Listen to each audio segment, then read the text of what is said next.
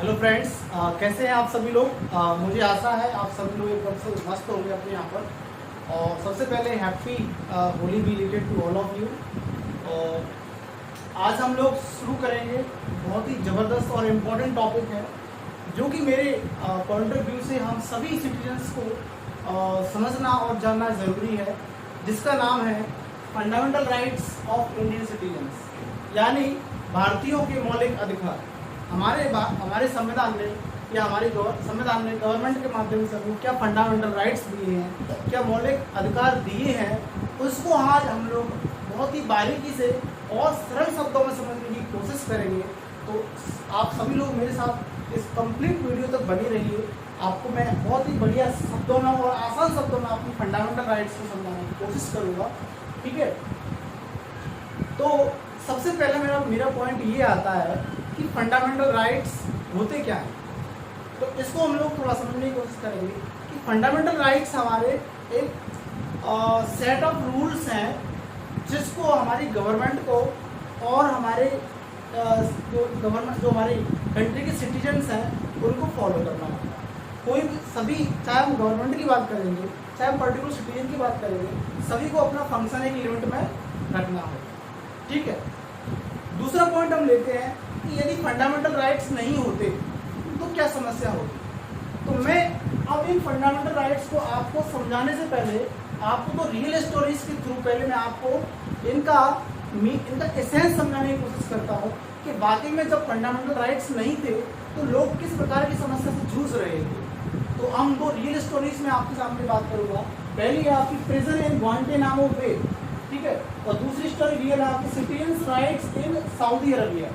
मतलब यहाँ पर जब फंडामेंटल राइट्स लोगों के लिए नहीं थे तब वहाँ पर क्या प्रॉब्लम्स थी, हम उसको समझने की कोशिश करते हैं। उसके बाद हम लोग अपने इंडिया के कॉन्टेक्स्ट में बात करेंगे तो हमारे भारत के संविधान ने हमारे लिए कितने राइट्स दे के रखे हैं, किसके लिए, इंडियन सिटीजन्स के लिए, उनको हम फिर बाद में बात करेंगे। तो देखिए, ये बात है सितंबर 2001 की बात है। न्यूयॉर्क सिटी आपको मालूम है यूएसए कंट्री है न्यूयॉर्क। वहाँ पर क्या हुआ था, कुछ लोगों ने गवर्नमेंट पर अटैक कर दिया था। तो वहाँ की जो यूएस की जो बिल्डिंग्स हैं न्यूयॉर्क में उनको ध्वस्त कर दिया था और उसमें काफ़ी उनके जो गवर्नमेंट एम्प्लॉइज थे, अच्छे साइंटिस्ट थे, उनको वहाँ पर मारे गए थे। अब उसके बाद क्या होता है कि यूएस की फोर्स ने एक सस्पेक्ट के बेस पर पूरे वर्ल्ड वाइड में उन्होंने ऑपरेशन किया और एक पर्टिकुलर सस्पेक्ट के बेस पर लोगों को सीक्रेटली उठाना चालू कर दिया कंट्री वाइड, ठीक है। लोगों को उठा के उन्होंने प्रिजन इन ग्वांटेनामो बे, ये क्यूबा में एक आइलैंड है जहाँ पर अमेरिका की नेवी का पोजीशन है, ओके। एक सीक्रेटली ऐसा इम्प्रिजनमेंट है जहाँ जिसके बारे में लोगों को पता नहीं था और लोगों को वहाँ पर ले जाके बंद कर दिया तय खाने में, ओके। अब जहाँ जिस कंट्री के या जिस घर से लोगों को ले जाया गया था तो उनको ये पता नहीं था कई सालों तक तो हमारे घर का मेंबर कहाँ पर है, कहाँ चला गया।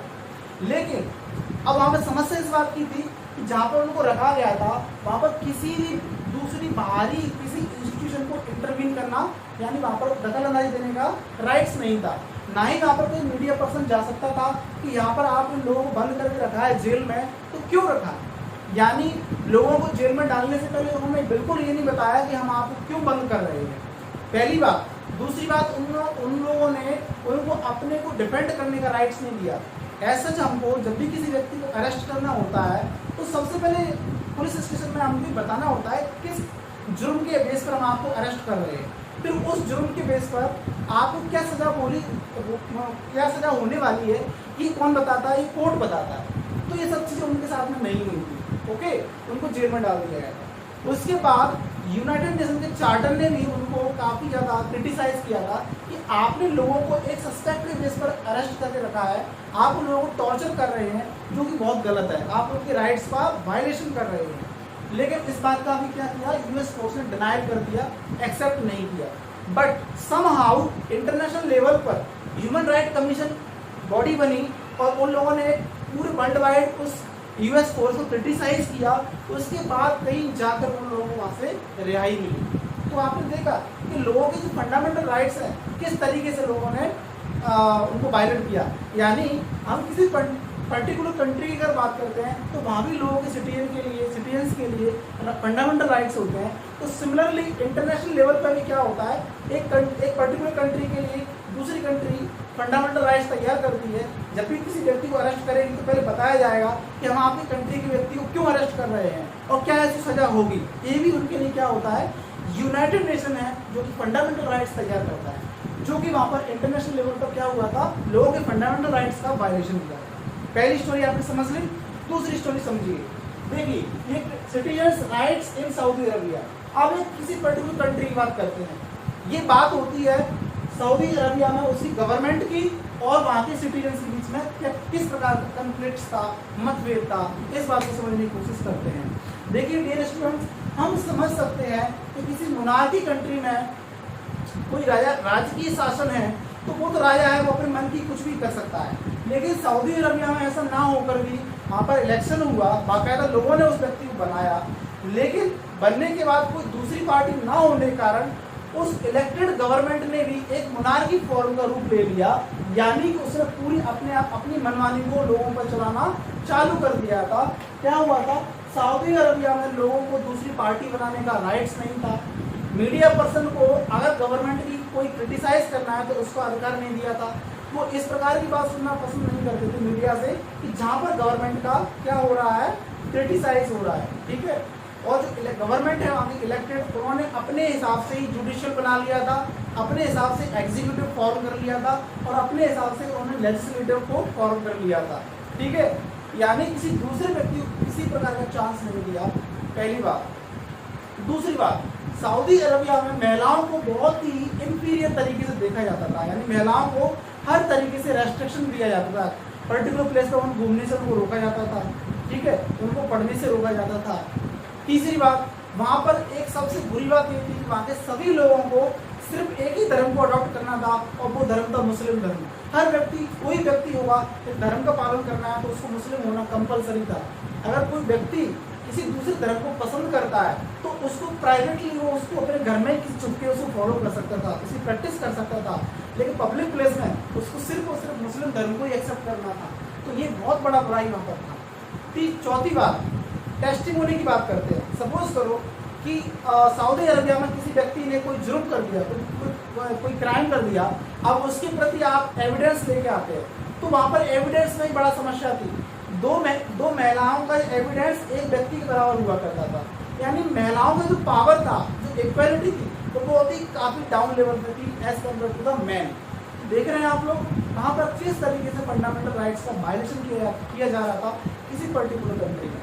तो ये आप समझ रहे हैं माय डियर फ्रेंड्स, अगर फंडामेंटल राइट्स हमारे इंडिया की बात नहीं है, किसी दूसरी कंट्री में भी नहीं होता है, तो वहाँ के सिटीजन्स को कितना प्रॉब्लम्स को फेस करना होता है, ये हम समझ पा रहे हैं इन स्टोरीज के थ्रू। ओके, तो मुझे आशा है कि अब आपको हमारे भारत के संविधान में जो हमारे लिए मौलिक अधिकार यानी फंडामेंटल राइट्स दी हैं उनको जानने की उत्सुकता बढ़ी होगी। इसलिए मैंने सबसे पहले आपके लिए 2 लिविंग एग्जांपल्स देके रखे हैं। अब हम बात करेंगे पर्टिकुलर इंडिया के कॉन्टेक्स्ट में कि हमारे भारत के संविधान में हमारे भारत के लोगों के लिए क्या अधिकार दिए हैं, जिनको लेकर आज हम लोग बहुत अच्छी तरीके से अपनी लाइफ को जी रहे हैं। तो अब हम आगे जाने से पहले माय डियर फ्रेंड्स, यदि आपको मेरा वीडियो पसंद आ रहा है तो प्लीज़ मेरे वीडियो को आप लोग लाइक करें, शेयर करें और सब्सक्राइब करें। ओके, तो चलिए हम लोग बात करते हैं अब। Okay, fundamental rights of Indian citizen. तो सबसे पहला हमारा फंडामेंटल राइट्स है राइट टू इक्वालिटी, समानता का अधिकार। राइट टू इक्वालिटी मीन समानता का अधिकार। तो इसमें सबसे पहले क्या आता है, इक्वालिटी बिफोर लॉ और equality equal protection by law. Mean कानून के सामने सब बराबर हैं और कानून सभी के लिए एक समान है। ओके, सपोज करिए कि किसी पर्टिकुलर एक आम व्यक्ति है, दूसरी तरफ एक सपोज करिए भारत का प्रधानमंत्री है, दोनों के बीच में किसी बात पर झगड़ा हो गया है, ठीक है। तो झगड़ा होने के बाद बात आपकी थाने तक पहुंच जाती है। तो क्या होगा, थाने में पहुंचने के बाद अगर सपोज करो किसी आम व्यक्ति ने प्रधानमंत्री के खिलाफ केस कर दिया कि भाई इसने मेरे साथ एक गलत काम किया है, तो क्या होगा, उन दोनों कोर्ट में पेश किया जाएगा और जब तक पूरा उसकी इनोसेंट साबित, सपोज करो प्राइम मिनिस्टर बोला मैं इनोसेंट हूँ, मैंने कुछ नहीं किया है, लेकिन जब तक उसका इनोसेंट कोर्ट प्रूफ नहीं कर देगा तब तक उसको कोर्ट जब जब उसको बुलाएगा तब तक उसको आम व्यक्ति की तरह कोर्ट में जाना होगा।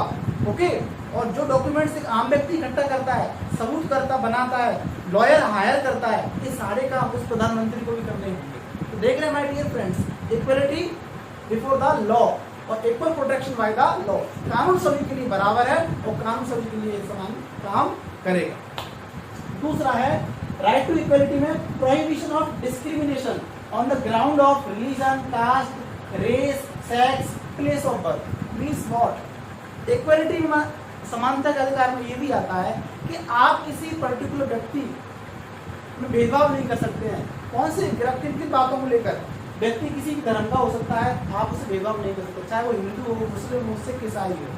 हर काम आप करना चाहते हैं वो भी कर सकता है। व्यक्ति किसी भी जाति का हो, ब्राह्मण हो, बनिया हो, ठाकुर हो, चमार हो, कोई भी जाति हो, जाति को लेकर आप भेदभाव नहीं कर सकते। रेस यानी कलर, व्यक्ति कैसा है, गोरा है, काला है, उसको लेकर आप उसके साथ भेदभाव नहीं कर सकते हैं। ठीक है। सेक्स, महिला है, व्यक्ति है, ट्रांसजेंडर है, किसी भी लिंग का व्यक्ति है, हम उनके साथ में डिस्क्रिमिनेट नहीं कर सकते हैं। इक्वलिटी का हमको फॉलो करना होगा कंसेप्ट। ठीक है। प्लेस ऑफ बर्थ, व्यक्ति किस जगह पैदा हुआ है ये मैटर नहीं करता है। तो इन बातों को ध्यान में रखते हुए आप किसी व्यक्ति को क्या कर डिस्क्रिमिनेट नहीं कर सकते। तीसरी बात, राइट टू इक्वलिटी में अगली बात आती है equality of opportunity in government jobs. Means समानता के अधिकार में हमारे अगला पॉइंट आता है कि हर धर्म, हर जाति, हर सेक्स के वर्ग को गवर्नमेंट जॉब्स में आने के लिए इक्वल अपॉर्चुनिटी दी जाएगी। ऐसा नहीं है कि भाई एक रिच व्यक्ति है तो रिच व्यक्ति गवर्नमेंट जॉब में आ सकता है, या व्यक्ति अपर कास्ट का है तो यही गवर्नमेंट जॉब में आ सकता है, या व्यक्ति हिंदू का है या मुस्लिम धर्म का है यही जॉब में आ सकता है, किसी भी धर्म का हो सकता है। तो सभी को इक्वल अपॉर्चुनिटीज दी जाएंगी। अब आप यहाँ पर कहते हैं इक्वलिटी में आपको लग रहा है कि यहाँ पे वायलेशन होता है, रिजर्वेशन एक बहुत बड़ा इशू बनता है कि रिजर्वेशन ये बोलता है कि इक्वलिटी के कंसेप्ट को वायलेट करता है। लेकिन इक्वलिटी का मतलब ये नहीं होता है कि सभी को इक्वल ट्रीटमेंट दिया जाना चाहिए। फॉर एग्जाम्पल के लिए कोई व्यक्ति फिजिकली हैंडीकैप्ड है तो वो आपके बराबर कैसे कर सकता है? अगर आपको दौड़ में भाग लेना है, सपोज करो 100 किलोमीटर की दौड़ में आपको 100 मीटर की दौड़ में भाग लेना है, एक व्यक्ति थोड़ा सा फिजिकली हैंडीकैप है तो आप एकदम हेल्दी हैं, तो क्या वो आपके बराबर दौड़ पाएगा? तो उसके लिए कुछ नॉर्म्स आपको तैयार करने होंगे कि भाई आप इतने टाइम में इतना डिस्टेंस पार कर लेंगे तो आप जीत जाए। तो जो व्यक्ति अगर हैंडीकैप्ड है, किसी पर्टिकुलर डिप्राइव्ड सेक्शन का है, ठीक है, वंचित वर्ग का व्यक्ति है, तो उनको मेन स्ट्रीम में लाने के लिए कुछ आपको अपॉर्चुनिटीज देनी पड़ेंगी उसको, तब वो आपके इक्वल कुछ काम कर पाएगा। तो ये होता है इक्वलिटी फॉर द ऑल। आया बात समझ में? फिर नेक्स्ट हमारा पॉइंट आता है एबोलिशन ऑफ अनटचेबिलिटी। अनटचेबिलिटी का मतलब क्या होता है? छुआछूत। यानी untouchability is a punishable offence. यदि कोई व्यक्ति छुआछूत को लेकर समाज में चल रहा है तो आप उसके प्रति केस कर सकते हैं। फॉर एग्जाम्पल के लिए सपोज करो कि पब्लिक अमेनिटीज यानी पब्लिक ग्राउंड पर किसी भी टाइप का आप लोग अनटचेबिलिटी कंसेप्ट को फॉलो नहीं कर सकते हैं। फॉर एग्जाम्पल के लिए कि गवर्नमेंट अगर सपोज करो कोई नल, कोई कुआं है, तो वहाँ पर ऐसा नहीं हो कि ब्राह्मण का व्यक्ति या किसी अपर कास्ट का व्यक्ति पानी भर रहा है तो लोअर कास्ट का व्यक्ति खड़ा होना पड़ेगा, भाई तुम पानी भर लोगे उसके बाद ही हम पानी भरेंगे। यानी कि आप गवर्नमेंट की प्रॉपर्टीज कोई भी हो सकती है, कॉलेज हो सकती है, राइट, कोई मंदिर हो सकता है, हॉस्टल हो सकता है, कुआं हो सकता है, टेप वेल हो सकता है, सिनेमा हॉल हो सकता है, हर जगह आप इक्वलिटी कंसेप्ट को फॉलो करेंगे, अनटचेबिलिटी को आप फॉलो नहीं करेंगे। अगर अनटचेबिलिटी आप करते हैं तो पनिशेबल ऑफेंस होता है। ठीक है। तो untouchability should be abolished in our society, यानी छुआछूत को हमको अपने समाज से खत्म करना चाहिए। आज भी कहीं गुप्त रूप से लोग इस ईविल को, इस बुराई को लेके चलते हैं, लेकिन ये हम लोग इसको अगर हम लोग अपने नेशनल लेवल पर देखेंगे तो काफ़ी ज़्यादा इसको लोगों ने एबॉलिश करने की कोशिश की है और कर भी दिया है काफ़ी। फिर अगला हमारा पॉइंट आता है एबॉलिशन ऑफ टाइटल्स। टाइटल्स मतलब यानी आपको मालूम जब पहले मोनार्की फॉर्म चलता था तो राजा का बेटा अपने आगे नाम के आगे लगाता, महाराजा का पुत्र महाराजा, आदि महाराजा, यानी कि बड़े बड़े नामों को अपने नाम के आगे लगाते थे, उनको हम टाइटल्स बोलते हैं। तो अब चूंकि हम लोग जी रहे हैं कौन से डेमोक्रेटिक फॉर्म ऑफ गवर्नमेंट में, तो इस प्रकार के टाइटल्स को अपने नाम के आगे लगाना लोग गवर्नमेंट में बंद करवा दिया है। हाँ, यस, यदि आपने अपनी मेहनत के बलबूते पर कोई डिग्री हासिल की है, सपोज तो वो डॉक्टर की डिग्री है, वो इंजीनियर की डिग्री है, वो लॉ की डिग्री है, उसको आप अपने नाम के आगे लगा सकते हैं, डॉक्टर, इंजीनियर, व्हाटएवर। ओके, ये आप जो गवर्नमेंट ने आपको दी है आपको रिवार्ड दिया है आपकी मेहनत पर, तो इसको आप लगा सकते हैं। लेकिन जो पुराने ज़माने में मोनार्की फॉर्मल लगाए जाते थे, राजा महाराजा, वो सब नहीं लगाए जाते। फिर आप अगला हमारा फंडामेंटल राइट्स है right to freedom. Right to freedom में सबसे पहला बात है right to freedom of speech and expression, यानी हर व्यक्ति को अपनी मन की बात को रखने का अधिकार है। सपोज करो गवर्नमेंट का कोई पॉलिसी आई है, अगर हजारों लोग उस पॉलिसी की फेवर कर रहे हैं, उस ओपिनियन एक ही ओपिनियन दे रहे हैं, हाँ ये पॉलिसी है अच्छी है या बुरी है, लेकिन आप इकलौते ऐसे बंदे जिनको लग रहा है कि यार ये पॉलिसी है, ये काम गवर्नमेंट ने किया है, ये मुझे जम नहीं रहा, ये काम ठीक नहीं है, तो आप ओपनली उसको क्रिटिसाइज कर सकते हैं, उसकी आलोचना कर सकते हैं। किस तरीके से कर सकते हैं? आप अपना खुद का वीडियो बना के डाल सकते हैं, इमेज बना के उसकी बुराई कर सकते हैं, समझ रहे हैं, पेंटिंग्स बना सकते हैं, किसी भी प्रकार का एक्सप्रेशन करके आप उसको क्रिटिसाइज कर सकते हैं। ये फंडामेंटल आपको राइट्स दिया है, क्लियर है। लेकिन यस, यहाँ पर एक सबसे इम्पोर्टेंट चीज़ है जो मैं आपको बताना चाहूँगा। अभी रिसेंटली केस है कि कहीं भी फ्रीडम ऑफ स्पीच और एक्सप्रेशन में थोड़ा सा आपको रेस्ट्रिक्शन भी लगाया गया है, लिमिट है।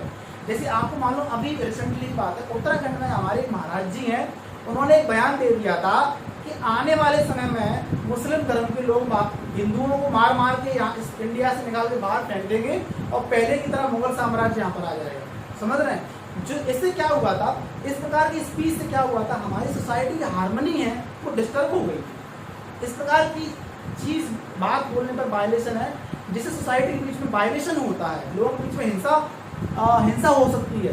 तो इस प्रकार का आप वर्ड्स यूज करते हैं, लिखते हैं, पेंटिंग्स बनाते हैं, तो वहाँ पे आपको गवर्नमेंट रोके, क्लियर है।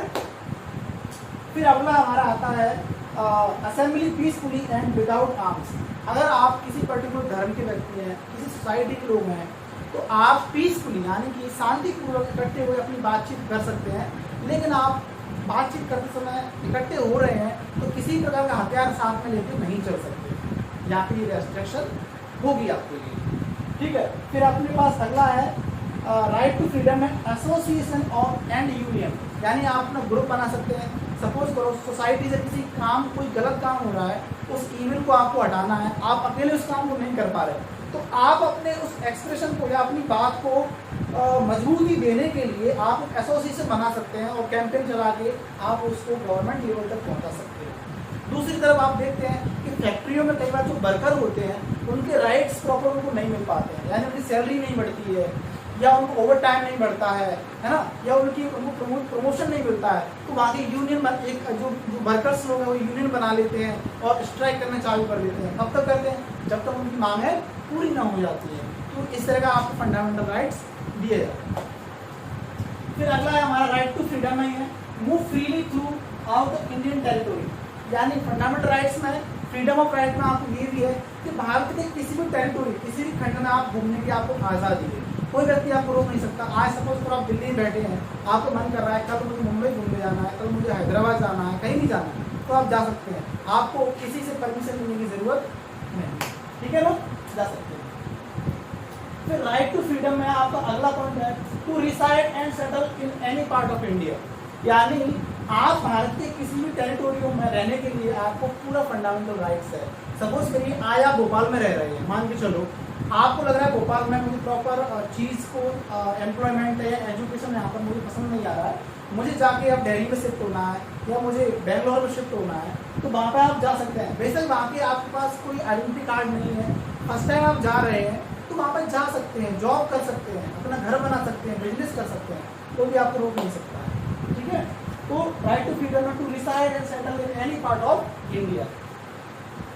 जम्मू कश्मीर का थोड़ा यहाँ पर अपवाद है, उसको पहले हम डिस्कस नहीं करेंगे। फिर राइट टू फ्रीडम में है to practice any profession, to carry on any occupation, trade and business, means to practice any profession. आप अपना जीवन में क्या बनना चाहते हैं, किसकी पढ़ाई करना चाहते हैं, कि आपको फ्रीडम है, कोई व्यक्ति आपको रोकेगा नहीं। फ्रीडम ऑफ प्रोफेशन, सपोज करिए पहले के ज़माने में क्या हो, जाति के आधार पर काम होते थे। एक मोची है तो मोची का बेटा भी मोची जो जूता ही सिलाई करेगा पहले के ज़माने में, लेकिन अब क्या हो गया, अब ऐसा नहीं है, मोची का बेटा मोची नहीं बनेगा, स्वीपर का बेटा स्वीपर नहीं बनेगा। यदि वो चाहता है मुझे IAS बनना है, मुझे इंजीनियर बनना है, मुझे डॉक्टर बनना है, मुझे व्यापार करना है, मुझे बिजनेस करना है या मुझे जॉब करना है, वो उसके ऊपर डिपेंड करता है कि मुझे करना क्या है।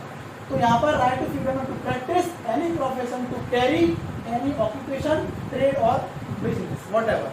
क्लियर हुआ?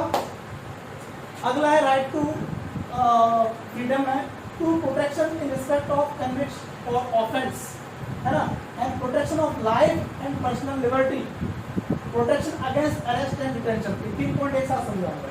देखिए, protection of life, protection of liberty, protection against arrest and detention. मान के चलो कि आपने इंडिया में कोई क्राइम कर दिया और आपके प्रति व्यक्ति की एफआईआर लिखा दी कि भाई आपने ये काम किया, पुलिस ने आपको अरेस्ट कर लिया। अरेस्ट करके पुलिस, अरेस्ट करने से पहले पुलिस आपको बताई कि आपने क्राइम किया है, आपके प्रति कंप्लेंट लिखाई गई है, इसलिए हम आपको अरेस्ट कर रहे हैं और आपको थाने में ले जाया जाएगा। क्लियर है? अब थाने में ले जाने के बाद तुरंत आपकी फैमिली मेंबर्स या फ्रेंड्स जो भी अवेलेबल होगा उनको इन्फॉर्म कर दिया जाएगा कि हमने आपके व्यक्ति को अरेस्ट किया है और इस कारण से अरेस्ट किया। पहली बात। दूसरी बात, आप क्या कर सकते हैं, अपने आप को डिफेंड कर सकते हैं। हाँ, इससे पहले एक बात और है, अब पुलिस स्टेशन में आप पुलिस एम्प्लॉय ने आपको क्या कर लिया है, अरेस्ट कर लिया है, लेकिन विद इन 24 आवर्स में, अरेस्ट करने के 24 घंटे के अंदर आपको उस पुलिस ऑफिसर को किसी नियरेस्ट मैजिस्ट्रेट के पास ले जाना होगा कि भाई इस व्यक्ति को बताइए इसने काम किया है, तो किस प्रकार का इस पर एक्ट लगेगा, कौन सी सजा उसको बोली जाएगी। ठीक है ना? ये काम होता है जज का। जज बताएगा कि क्या कौन सी धारा लगी, कौन सा एक्ट लगा है, तो क्या इस पर पनिशमेंट का प्रोविजन इसके लिए होना चाहिए। ओके। तीसरी बात, उसको डिफेंड करना है। अब लग रहा है कि मैंने जो मेरे पे जो मुझे जिस बात के लिए मुझे ठहरा गया है जिम्मेदार कि आपने क्राइम किया है, लेकिन मुझे लगता है मैंने क्राइम नहीं किया, तो आप खुद को डिफेंड कर सकते हैं। कैसे? आप जाके लॉयर हायर कर सकते हैं जो आपके लिए लड़ेगा और आपको इंसाफ दिलाने की बात करेगा। ठीक है ना? तो ये फंडामेंटल राइट्स आपको अधिकार देता है कि आप अपनी प्रोटेक्शन खुद कर सकते हैं, आप लॉयर को अपनी बात बता सकते हैं, हायर कर सकते हैं और वो आपको आगे प्रोटेक्शन करेगा। क्लियर है? Protection of life and personal liberty. Liberty means आपको छूट है, आप किस प्रकार की लाइफ को जीना चाहते हैं, ये सारे के सारा आपको राइट्स दिया गया है। आप इसको वायलेट नहीं, कोई व्यक्ति इसको वायलेट नहीं कर सकता। आपकी लाइफ आपके मुताबिक चलनी चाहिए। ठीक है ना? But yes, freedom of liberty में आपको ये देखना है कि आप जिस तरीके से चल रहे हैं, जिस तरीके लाइफ जी रहे हैं, तो उसके रिस्पेक्ट में किसी दूसरे सिटीजन का फंडामेंटल राइट्स का वायलेशन तो नहीं हो रहा। जैसे एग्जाम्पल के मैंने बोला यहाँ पर राइट टू लिबर्टी, यानी हमको छूट है, हम कुछ भी कर सकते हैं। अब भैया आप माने चलो आप गाड़ी चला रहे हैं सड़क पर और आप यूँ घुमा रहे हैं उसको, बिल्कुल सर्कल बनाते हुए जा रहे हैं। अब आपको तो फ्रीडम है कि मैं कैसे ही गाड़ी चलाऊंगा, लेकिन आपके चक्कर में पीछे वाला गाड़ी वाला चला रहा है, वो डूब जाएगा, तो आप खुद तो टूटेंगे, उसको भी तोड़ देंगे। तो ये गलत है। क्यों? आपकी फ्रीडम से दूसरे व्यक्ति के राइट्स का क्या हो रहा है, वायलेशन हो रहा है। तो इस प्रकार कोई भी एक्ट नहीं करेंगे आप जिससे किसी दूसरे सिटीजन का, किसी प्राइवेट बॉडी का या गवर्नमेंट का नुकसान। समझ में आ रहा है? तो इन चीजों को ध्यान देना है। राइट ऑफ फ्रीडम्स है, आपकी लिबर्टी है, लेकिन आपकी लिबर्टी से किसी दूसरे व्यक्ति की प्रॉब्लम तो नहीं हो रही है, उनको हमको ध्यान में रख के काम करना है। क्लियर है? फिर हम नेक्स्ट बात करेंगे राइट अगेंस्ट एक्सप्लॉयटेशन। एक्सप्लॉयटेशन को शोषण करना बहुत ही जबरदस्त पॉइंट है। किस प्रकार का एक्सप्लॉयटेशन की बात करेंगे हम लोग, तो prohibition of human trafficking and forced labour. Human trafficking का मतलब क्या होता है माय डियर फ्रेंड्स? मानव देह व्यापार मीन्स आदमियों को बेचना और खरीदना। अब मैं यहाँ पर स्पेशली हम लोग ईविल की यहाँ पर स्पेशल ईविल मैं महिलाओं को लेकर बात करूंगा कि महिलाओं को बेचना या खरीदना है किसी भी इमोरल एक्टिविटीज के लिए, कोई गलत काम करने के लिए महिलाओं को बेचना खरीदना ये कानूनी जुर्म है। ठीक है? ये फंडामेंटल राइट्स के अकॉर्डिंग प्रोहिबिट होता है, इसको रोकना है हमको। ठीक है? फिर दूसरा वर्ड क्या है? Forced labour. फोर्स्ड लेबर का मतलब होता है बंधुआ मजदूरी। हिंदी मतलब निकलता है उसका। क्या मतलब निकलता है? आप देखते हो अपने गांव में, सिटी में कोई बेचारा गरीब व्यक्ति है, दूसरी तरफ अमीर व्यक्ति है, तो उसको अपने यहाँ बुला लेगा, तो कुछ ही कम पैसों में या बिल्कुल पैसों में नहीं, उसे डरा धमका के अपने यहाँ काम कराएगा, सिर्फ खाना देगा या वो भी नहीं देगा उसको, बेचारा वो डर के मारे उसे काम कर रहा है। ठीक है? अब इस प्रकार का सिस्टम, इस प्रकार की प्रैक्टिस उस अमीर व्यक्ति के द्वारा काफी लंबे समय तक चली आ रही है। वो बेचारा व्यक्ति काम कर रहा है, किसी फ्री में कर रहा है, कोई पैसा भी नहीं ले रहा है, तो ये लंबे समय तक इस प्रकार की प्रैक्टिस को लोग क्या कहते हैं? बॉन्डेड लेबर, यानी कि बंधुआ मजदूरी, जो कि कानूनी जुर्म है, फंडामेंटल राइट्स को वायलेट कर सकता है। क्लियर है? तो ये भी इसको बंद करेंगे। अगला पॉइंट है prohibition of employment of children in factories and mines below the age of 40। क्या मतलब निकलता है इसका? यानी 14 साल से कम उम्र के बच्चा यदि किसी फैक्ट्री में काम कर रहा है या किसी माइंस जहाँ पर खदानों में काम किया जा रहा है या कोई हजारडस जगह है जहाँ पर जोखिम भरा काम हो रहा है, वहाँ पर 14 साल से कम उम्र का बच्चा काम कर रहा है, तो वो फंडामेंटल राइट्स को आप उसकी फंडामेंटल राइट्स को वायलेशन कर रहे हैं और आपके प्रति क्या हो सकता है, केस हो सकता है। तो अगर कहीं आपको दिखता है कोई 14 एज से कम साल का बच्चा है और किसी खतरनाक जगह पर काम कर रहा है, तो तुरंत आप पुलिस स्टेशन में कंप्लेन करें और उस बच्चे की जान को बचाएं। ठीक है ना, ये बहुत इंपॉर्टेंट पॉइंट है। तो ये हमने बात कर ली राइट अगेंस्ट एक्सप्लॉयटेशन। ठीक है, 2 आर्टिकल्स हैं इसमें। अगला आता है हमारे पास right to freedom of religion, यानी हर व्यक्ति को किसी भी धर्म का पालन करने का, तो इसको अडॉप्ट करने का बहुत बढ़िया तरीके से हमारे संविधान ने अधिकार दिया है। अब यहाँ पर सबसे पहले हम ये देखेंगे कि हमारे भारत का स्ट्रक्चर क्या है, हमारे गवर्नमेंट किस प्रकार के कॉन्सेप्ट को फॉलो करते हैं। तो जैसे कि मैंने पहले लेक्चर में ही बताया है, हमारा इंडियन गवर्नमेंट है वो सेकुलरिज्म की कंसेप्ट को फॉलो करता है। सेकुलरिज्म मीन्स धर्मनिरपेक्ष। हमारी गवर्नमेंट है वो किसी धर्म की नहीं है, एक, यानी our government make equal distance from all the religion. भारत सरकार जो है सभी धर्मों से बराबर की दूरी बना के रहेगी, ना किसी धर्म की बुराई करेगी ना ही किसी की फेवर करेगी। लेकिन यस, यदि किसी धर्म में सोशल इविल हो रही है तो उसको जरूर वहाँ पर गवर्नमेंट क्या करेगी, इंटरवीन करेगी, वहाँ पर क्या करेगी, प्रॉब्लम्स क्रिएट करेगी। एग्जाम्पल के लिए यदि किसी धर्म में बलि दी जा रही है, क्या हो रहा है, एनिमल को सेक्रीफाइस किया जा रहा है, बलि देना समझते हैं, पहले जमाने में बलि दिया करते जानवरों को। अगर इस प्रकार एक्ट अब वर्तमान में कहीं होता है तो वो कानूनी जुर्म है, और आप कहीं इस तरह की समस्या देखते हैं तो तुरंत आपके राइट्स है, आप तुरंत इन्फॉर्म करें कि life liberty of life, right to life, हर व्यक्ति को जीने का अधिकार है, हर जीव को, चाहे व्यक्ति की बात करें चाहे एनिमल की बात करें। यदि उनको आदमी खुद के लाभ के लिए उनको सेक्रीफाइस कर रहा है, गलत है यार, नहीं होना चाहिए। अगर आप देखते हैं तो इस पर आवाज़ उठाइए। ओके, तो इस प्रकार की एक्टिविटी अगर होती है तो गवर्नमेंट उसे वायलेट करेगी, यानी वहाँ पे आपके धर्म में वो क्या करेगी, कंसर्न पैदा करेगी।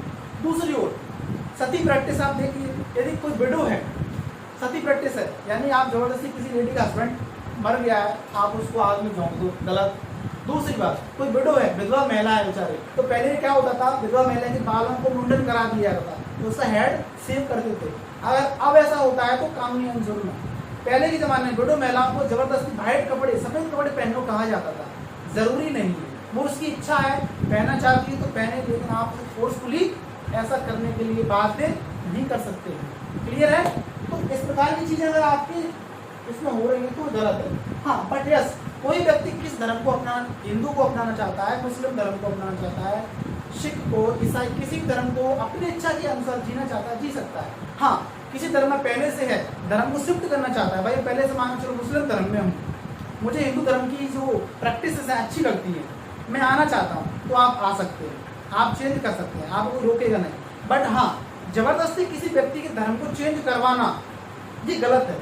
फोर्सफुली आप उसे कोई लालच दे रहे हैं या फोर्स कर रहे हैं, जैसे कि आपको पता है लव जिहाद, बहुत बढ़िया केस इशू था हमारे इंडिया में चल रहा है, यूपी में, जहाँ पर क्या था, मुस्लिम कम्युनिटी के कुछ लोग हिंदू धर्म की लड़कियों को फंसाकर शादी करके और उनके धर्म को परिवर्तन करवा रहे थे। ये कानूनी जुर्म है, ऐसा नहीं होना चाहिए। कोई व्यक्ति अपनी इच्छा से धर्म का परिवर्तन करना चाहता है, कर सकता है, ठीक है, अपने धर्म का प्रचार करना चाहता है, खुशी खुशी कर सकता है, बढ़ावा देना चाहता है, कोई व्यक्ति उनको सुनकर इन्फ्लुएंस होता है, चेंज करना चाहता है, कर सकता है, लेकिन फोर्सफुली करना कानूनी जुर्म है। ओके, तो ये हमने बात करी थी right to freedom of religion. Okay, फिर अगला हमारा राइट्स आता है, right number 5, cultural and educational rights. Cultural and educational rights में हमको सबसे अधिक बात करनी है माइनॉरिटीज की, अल्पसंख्यकों की। अब आप बात करें अल्पसंख्यक, तो यहाँ पर सिर्फ संख्या से मतलब नहीं है, अल्पसंख्यक व्यक्ति हो सकता है भाषा से, लैंग्वेज के अकॉर्डिंग अल्पसंख्यक हो सकता है, रिलीजन के अकॉर्डिंग अल्पसंख्यक हो सकता है, वो कल्चर के अकॉर्डिंग अल्पसंख्यक हो सकता है। जैसे कि उदाहरण के लिए, एग्जाम्पल के लिए, इफ आई टॉक अबाउट कि पंजाब में पंजाबी लैंग्वेज बोली जाती है, तो वहाँ पर भाषा लैंग्वेज के फॉर्म में मेजॉरिटी किसकी, पंजाबी की है। वहीं अगर आप दिल्ली या हरियाणा में देखेंगे तो काफ़ी कम मात्रा में क्या बोली जाती है, पंजाबी। तो पंजाबी लैंग्वेज वहाँ पर क्या पर है, माइनॉरिटीज़ में है। दूसरी बात, धर्म में देखेंगे तो क्रिश्चियन है, मुस्लिम है, इंडिया में किसमें, माइनॉरिटीज़ में। भाई हिंदू किस में है, मेजोरिटी में है धर्म के बेस पर। आप पाकिस्तान चले जाएंगे, मुस्लिम मेजोरिटी है, हिंदू माइनॉरिटीज है। समझ में आ रहा है? इसी प्रकार कल्चर, यानी कोई व्यक्ति किसी फेस्टिवल को अडॉप्ट कर रहा है, किस प्रकार का उस वेशभूषा है, ये सब कल्चरल में आता है। तो वो सपोज करिए हमारे इंडिया में दिवाली मनाई जाती है, कुछ लोग दिवाली नहीं मनाते हैं, तो भाई जबरदस्ती नहीं है कि आप उसको दिवाली मनवाएंगे, उसकी इच्छा है वो मनाए तो मनाए, नहीं मनाए तो नहीं मनाए। हाँ, अब माइनॉरिटीज में व्यक्ति अपनी लैंग्वेज को बढ़ावा देना चाहता है, अपने रिलीजन के लोगों को बढ़ावा देना चाहता है, दे सकता है। उन लोगों के लिए किसी प्रकार की इंस्टीट्यूशन खोलना चाहते हैं, लोग खोल सकते हैं, गवर्नमेंट उनको हेल्प करती है। तो ये बात होती है हमारी कल्चरल एंड एजुकेशन राइट्स, यानी माइनॉरिटीज को अपने कल्चरल और एजुकेशन को बढ़ावा देने का पूरा पूरा राइट्स गवर्नमेंट ने दे के रखा है। और last but not the least, सबसे इंपॉर्टेंट फंडामेंटल राइट्स है जो हम डिस्कस करेंगे, जिसको हम बोलते हैं remedies for enforcement of fundamental rights. यानी क्या उपाय होने चाहिए यदि फंडामेंटल राइट्स का उल्लंघन हो रहा है, इनका वायलेशन हो रहा है, हमारे फंडामेंटल राइट्स का कोई वायलेट कर रहा है, उनको रोक रहा है, तो क्या उपाय है जिनको हम लोग लागू करवा सकते हैं किसी व्यक्ति के द्वारा, किसी इंस्टीट्यूशन के द्वारा। तो ये कौन सा आर्टिकल है? तो ये article number fundamental right number 6, remedies for enforcement of fundamental rights. Means what? इन पांचों आर्टिकल्स में से किसी एक भी आर्टिकल्स का यदि आपका वायलेट होता है, आपको लगता है भैया मुझे बोलने की इच्छा थी, मुझे बोलना था, गवर्नमेंट के बारे में मुझे बोलने नहीं दिया, मुझे अरेस्ट कर लिया गया, तो डायरेक्ट आप उस फंडामेंटल राइट्स को यानी फ्रीडम ऑफ स्पीच को लेकर आप कहाँ जा सकते हैं? किसी कोर्ट में। आप हाई कोर्ट जा सकते हैं, आप सुप्रीम कोर्ट जा सकते हैं और केस कर सकते हैं भाई मेरे फंडामेंटल राइट्स का वायलेशन हुआ है। जज आपकी बात सुनेगा और एक ऑर्डर देगा। तो किसी कोर्ट या सुप्रीम कोर्ट की ऑर्डर को हम क्या बोलते हैं? रिट्स, यानी सुप्रीम कोर्ट या हाई कोर्ट रिट्स जारी करेगा, इशू करेगा ऑर्डर कि भाई इस व्यक्ति के या इसी इंस्टीट्यूशन के या इस गवर्नमेंट के फंडामेंटल राइट्स का वायलेशन हुआ है और उसको वहाँ पर कोर्ट में बुलाया जाएगा। जो व्यक्ति वायलेटर है यानी उसने फंडामेंटल राइट्स को वायलेट किया गया है, यदि वो गिल्टी पाया जाता है तो उसको कंपेंसेशन देना होगा, तो उसको सजा भी हो सकती है, तो उसको कुछ पेनल्टी भी देना पड़ सकता है। और जिस व्यक्ति की फंडामेंटल राइट्स का वायलेट हुआ है तो उसको कंपेंसेशन दिया जाएगा। तो समझ रहे हैं? अगर ये जो फंडामेंटल नंबर 6 है, remedies of enforcement of fundamental rights, अगर ये नहीं होगा तो इन सब फंडामेंटल राइट्स का कोई मतलब नहीं है, सिर्फ लिखने की बात हो गई। क्यों? क्योंकि आपको लिख तो दिया है कि ऐसा होगा तो ऐसा होगा, लेकिन इनको लागू नहीं किया जा रहा है, इनका मतलब नहीं निकला जा रहा है, इनमें ताकत नहीं है, तो क्या मतलब हुआ? कुछ नहीं हुआ, कोई व्यक्ति इनको मानेगा ही नहीं। इसलिए माय डियर फ्रेंड्स, हमारे संविधान के निर्माता हैं डॉक्टर भीमराव अम्बेडकर। उन्होंने आर्टिकल नंबर ये article number fundamental rights number 6 है, लेकिन 32 में आता है आर्टिकल नंबर 32। मैं पॉलिटी पढ़ाऊंगा तब मैं इसको आपको नंबर भी दूंगा, अभी मैं नंबर नहीं दिया है, मैंने ओवरऑल आपको डाटा समझाया है। तो यहाँ पर remedies of enforcement of fundamental rights के आर्टिकल नंबर 32 में आता है, जिसको हमारे भीमराव अम्बेडकर जी ने क्या बोला? Heart and soul of Indian constitution, भारतीय संविधान की आत्मा और दिल क्या है? Article number 32। समझ आ रहा है? तो इन सभी राइट्स को क्या करता है? रक्षा करता है, ठीक है ना? और हमारे नेहरू जी थे, उन्होंने हमारे संविधान की प्रियम्बल है, प्रस्तावना है, उसको हार्ट एंड सोल कहा। हर व्यक्ति के अपने अलग अलग विचारधारा है। तो माय डियर फ्रेंड्स, ये मेरा फंडामेंटल राइट्स का लेक्चर आज यहाँ पर ओवर होता है। मुझे आशा है और उम्मीद भी है कि आपको मेरे सरल शब्दों में ये समझाया है कि आपको पसंद आया होगा, और हो सकता है बिल्कुल मैंने कुछ गलत भी बोला होगा, तो उसके लिए मैं आपको क्षमा चाहता हूँ। और आप प्लीज़ अपने सजेशन मेरे कमेंट बॉक्स में लिखिए, मैं उस पर आप फ्यूचर में जो भी नए वीडियोस मेरे आएंगे मैं उसमें इम्प्रूवमेंट करूँगा। आपके सजेशन को मैं वेलकम करता हूँ, आप बिल्कुल लिख के भेजिए। और यदि आपको पसंद आया हो प्लीज़ कंजूसी बिल्कुल मत कीजिए, थोड़ा मुझे बढ़ावा दीजिए, मेरे लेक्चर्स को आप आगे सब्सक्राइब और शेयर करें और सब्सक्राइब करते रहें, ताकि मेरा जो मोटिवेशन लेवल है वो बना रहे। धन्यवाद, थैंक यू वेरी मच।